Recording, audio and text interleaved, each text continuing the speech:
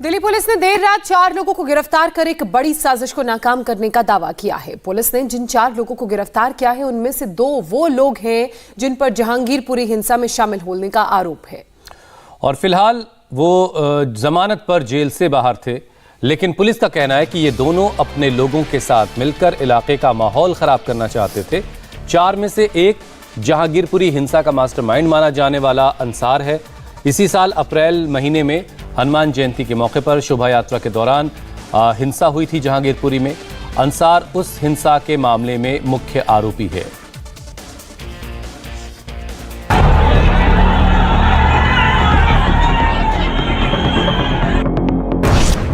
दिल्ली का माहौल बिगाड़ने की साजिश,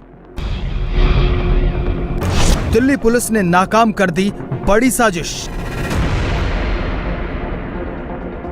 एक बार फिर दिल्ली के माहौल को बिगाड़ने की साजिश थी, लेकिन उससे पहले ही दिल्ली पुलिस एक्शन में आ गई और रविवार देर रात जहांगीरपुरी से 4 लोगों को पकड़ लिया गया। इनमें से 2 नाम ऐसे हैं जिन्हें देखकर हर कोई चौंक गया। ये नाम है अंसार और जाकिर के। आरोप है कि दोनों जुलूस निकालकर माहौल खराब करना चाहते थे। इससे पहले कि इनकी साजिश कामयाब हो पाती, दिल्ली पुलिस ने अंसार और जाकिर के साथ अरबाज और जुनैल को भी गिरफ्तार कर लिया। दिल्ली पुलिस का आरोप है कि ये चारों एक बार फिर इलाके का माहौल खराब करने की साजिश कर रहे थे। जिन 4 लोगों को दिल्ली पुलिस ने गिरफ्तार किया है उनमें से अंसार 4 नवंबर को ही जमानत पर छूटकर जेल से बाहर आया है। अंसार और जाकिर जहांगीरपुरी हिंसा मामले में गिरफ्तार किए गए थे और कोर्ट से जमानत मिलने के बाद दोनों बाहर आए। अब एक बार फिर ये दोनों अपने 2 और लोगों के साथ मिलकर इलाके का माहौल खराब करने की कोशिश में थे, लेकिन वक्त रहते दिल्ली पुलिस की टीम ने चारों को गिरफ्तार कर लिया। अब जरा आप ये भी जान लीजिए कि अंसार और जाकिर कौन हैं। अंसार को जहांगीरपुरी हिंसा का मास्टरमाइंड माना जाता है।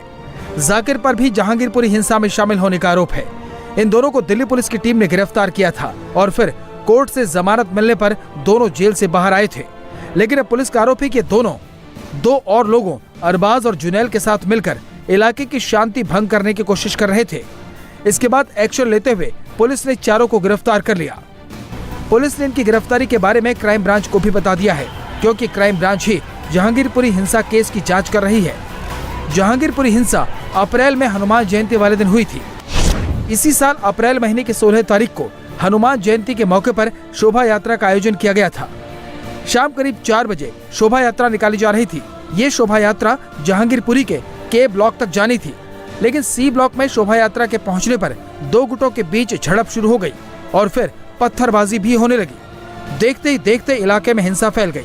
इसमें पुलिसकर्मियों सहित कई लोग घायल हो गए। उपद्रवियों की तरफ से फायरिंग भी की गई और गोली लगने से एसआई मेदालाल घायल भी हुए। आनन फानन में मौके पर भारी संख्या में पुलिस फोर्स पहुंच गई और हालात को काबू में किया गया। हिंसा को लेकर केंद्रीय गृह मंत्री अमित शाह ने सख्त रुख अपनाया और जांच को क्राइम ब्रांच को सौंपा गया।